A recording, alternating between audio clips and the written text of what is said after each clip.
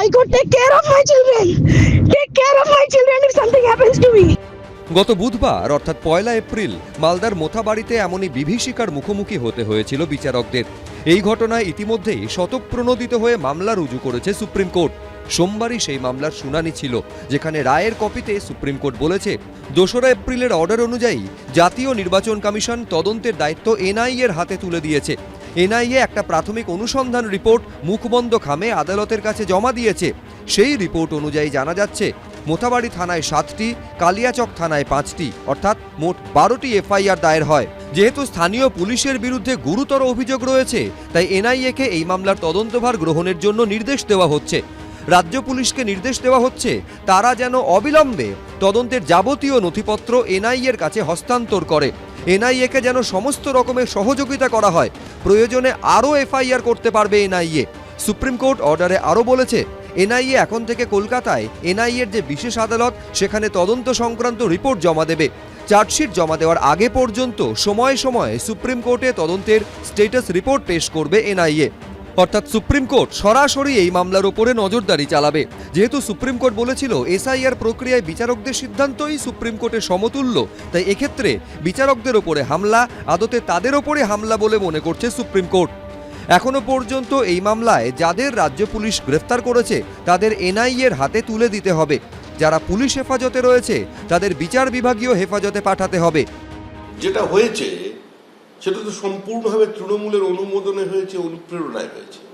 কিন্তু এর অনুমোদন এবং অনুপ্রেরণা, এই বিভাজনের রাজনীতি কোথাও কোথাও যে দেশবিরোধী শক্তিকে স্বাগত জানাতে সাহায্য করে বা তারা কাজ করে, সে বিষয়টা বোঝার মতো অবস্থায় তৃণমূল কংগ্রেসের নেই।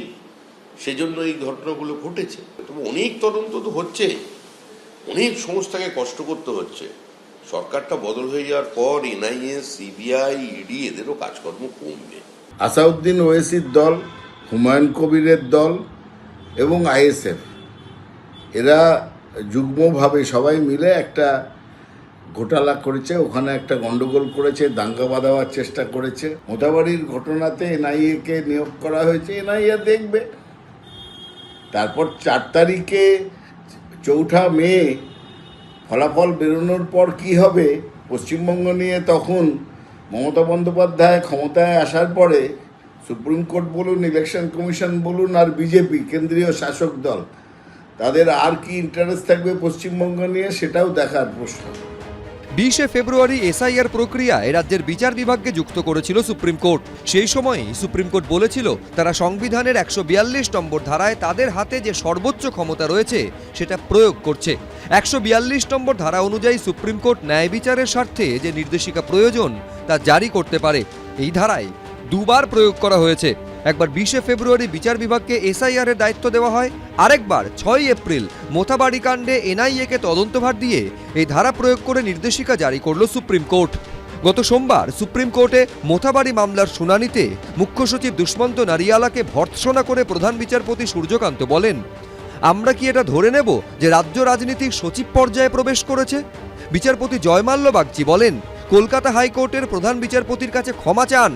কলকাতা হাইকোর্ট যখন পুলিশ সুপারের সঙ্গে যোগাযোগ করছে তখন তিনি বলছেন যে আমি কি করব, এটাই জেলার পরিস্থিতি। সুপ্রিম কোর্টের হস্তক্ষেপে বড় দুর্ঘটনা এড়ানো গেছে, অত্যন্ত দুর্ভাগ্যজনক। সুপ্রিম কোর্টের অর্ডারের কপিতে উল্লেখ করা হয়েছে শুনানির সময় মুখ্য সচিব ও রাজ্য পুলিশের ডিজি অনলাইনে উপস্থিত ছিলেন। তারা তাদের হলফনামা জমা দিয়েছেন। সুপ্রিম কোর্ট আশা করছে তারা তাদের নিজেদের দায়িত্ব সম্পর্কে সচেতন রয়েছেন।